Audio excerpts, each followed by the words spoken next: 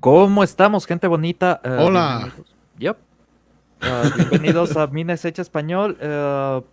En este momento, Pauli tiene algunos problemillas, así que estamos solucionando eso. Y mientras tanto, quería darles las gracias por estar aquí. Y estamos con Andre y Tom. ¿Cómo estamos? Whatever Pablo said, I agree with. Exactly. Y bueno, Pauli nos dice si es que alguien quiere unirse a la llamada de Zoom en la cual vamos a estar viendo el bolero de Raquel. Por favor, solamente tienen que comunicarse con él a latinoslant@gmail.com. Y con eso, en este momento, él les puede enviar el link para que se puedan unir. Y bueno, vamos a saludar un poquito de gente ya que estamos acá. Estamos con Luis Viera, ¿cómo estamos, hermano? Miguel Fará, Gonzalo Bergali, hermano. Delete the scenes. Harry, man. Arr, Yes, I don't know exactly what you said, but if you'd like to watch the movie, send an email to Polly at latinoslant@gmail.com. He's in the background here getting things set up right now. Say hi, Polly, or at least wave. You're on screen. Say wave. Hey. Okay, so he's getting everything And set up. on his behalf, I'm just going to say, hola a todos. There you go. And that's Andre, of course. I'm sure Pablo already introduced him in Spanish, but so I'm going to do my best to introduce him in American, or English, I should say, not American. English, Jesus Christ. Welcome, Andre. How you doing? Soy bien, muchas gracias. What you just said. And I'm Tom Connors, as I'm sure Pablo also said. And Pablo, of course, is Geek Tropology. And also, here we are on Midnight's Edge Espanol for a watch party. If you'd like to be a part of this, send that email out to Paulie. He will get you the link. It is on his Zoom stream. So you will, I assume, need Zoom to watch this watch party. But The beauty with Zoom is that even if you don't have it installed, you can still just use the online app. And that that's right. should Yes. work just fine with the online solution without much signing up or anything. mhm. So yeah, just send Paulie an email, as you have right there, to be on the list so that you can watch the movie with us. That'll be awesome. Yeah, using the browser is actually better because you are not giving anything to Xi Jinping, so that's something. And it looks like if you're already a member, you get the link on the member page. Is that for well on Midnight's Edge Espanol, Paulie, or is that just on your page? Midnight's Edge, Espanol. Okay, gotcha. See. So yes, and as Steven says, and here we go. Vamos. Ok, Yes. Bueno, un pequeño segundo antes de irnos directamente al Zoom. Esta es una película del 77, así que... No, espera, es incluso de un poquito antes. Y bueno, es básicamente Cantinflas siendo Cantinflas y tratando de sobrevivir las desgracias de la vida. Del 57, perdón. Ahí está ahí, corregido. Esta película es un poco extraña porque es de las pocas que fue hecha con Hollywood en mente. Así que incluso los derechos están en los Estados Unidos. Hay un DVD que se puede conseguir en este momento. Nunca ha salido en Blu-ray, pero el DVD lo puedes conseguir no en México, sino en los Estados Unidos en Amazon. No me pregunten por qué. Es una de las cosas más ridículas que he visto una película mexicana. Solo la puedes conseguir en Amazon de los Estados Unidos. La vida es rara. Y bueno, es Cantinflas siendo un papá adoptivo. Que ¿Me puedes es... oír? sí. Sí. Andre, how do you know? How do you know about Cantinflas? Tell us.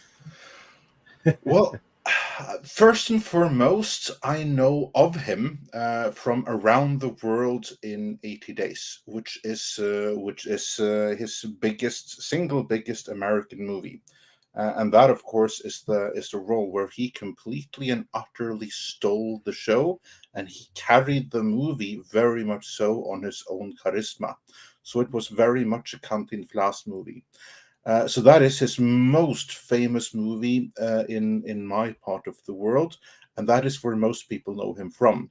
But of course, many people will still know Cantinflas from beyond that as well, because uh, many will know him as basically Spanish or South American or Mexican, because not everyone in my part of the world can readily tell the difference, but they will know that he is Chaplin, but with a twist. He did something similar to Chaplin with the similar style of comedy, but again with his own twist to it, his own charm, and it's his own charm that shines through in everything that he does. And also just the name, Cantinflas, Cantinfly. Like how can you not notice that? So that is something that sticks out. So I know him first and foremost from Around the World in 80 Days, and I saw the biopic that was made of him a few years ago.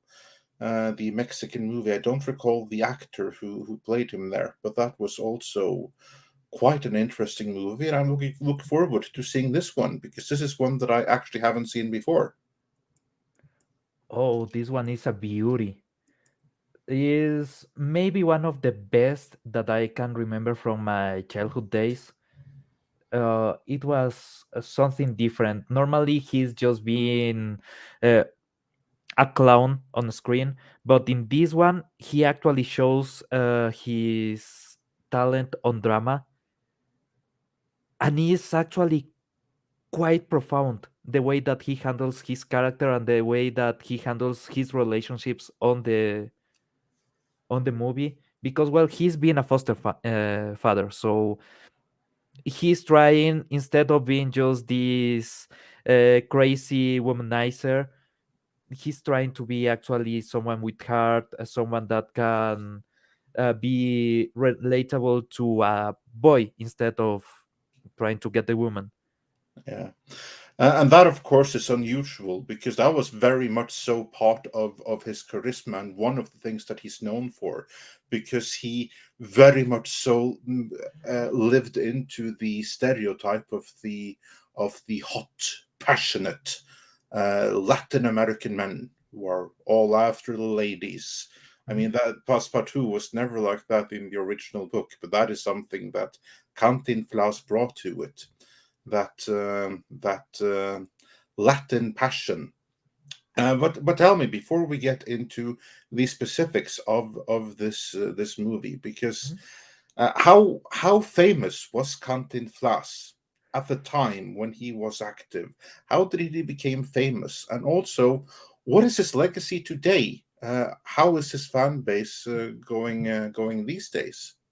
Well, he was huge, and I mean not only in Mexico but around Latin America, even on Spain.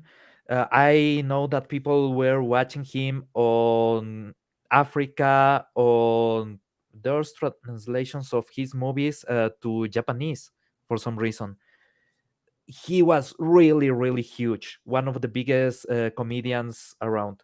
There were a few copycats from, for example, Argentina, El Gordo Porcel, or people like that, but they never got into the same height as Cantinflas. And it was really relatable to almost any economical background, because in Latin America, people when saw some of the comedians, they thought they were low level, just vulgar people that nobody wanted to watch. With Cantinflas, he was everywhere. Everybody loved him, and he created a school of talking that I actually think politicians are using right now. That is talking a lot without saying anything. And I mean, he can spend a whole hour saying just random words, and it kind of makes sense unless you think about it, and it's just gibberish. So basically, he was doing politician talk as a parody, and then later on, politicians took that seriously and adopted it and made it Yeah, real. pretty much. But Oh, it that's was, fantastic. yeah, his linguistical ability was just over the top good. There's a few of the more political oriented movies that go into, for example, him talking about dictatorship and the problems that it causes, and the way that he explains the need for freedom on the people without actually saying it properly is just mind blowing. So that's the problem maybe with seeing it with subtitles, or I have seen some translations of his movies that you cannot really translate what he's saying. Yeah, that is that. Of course, isn't just down to him. It is down to the Spanish language being incredibly rich and incredibly lyrical, which is something that I know a little bit about because, as some may know, my wife is a native Spanish speaker. So what little Spanish I know, I have from her, and from there I know enough. Like, for instance, when she learned Norwegian, that was super easy for her because for like every Spanish word that they have 80 varieties of, we have like one in Norwegian. So she learned Norwegian real easy. Whereas Spanish, again, it's a more lyrical language. There are so many words, and because it's such a lyrical language, you can create such poetry with the words, which is something that I know that Cantinflas did. But this is something that, of course, you're going to struggle with a little bit in subtitles, because there they have to focus on getting the message across in as few words as possible. But you will miss the poetry of the words in any kind of translation, unless you were to read a whole book of what he says on film. ¿Me puedes oír? Yep. I would love for Tom to get like 10 minutes of the film so he can see Cantinflas in action. So let's slowly wrap this up and everyone move over to Zoom. Everyone's got the links. Okay. All right. Yeah. All right. Then we'll move over to Zoom and we'll see you all there. So everyone, this is where you move over to Zoom, and we will continue there, and we'll wrap up this stream because Zoom is where it happens. Well, before we go, I do have a special premiere of Karate Kid from director. Well, I'll leave that to a surprise. Would you teach me karate? I don't believe in karate anymore. Leave me alone, Daniel-san.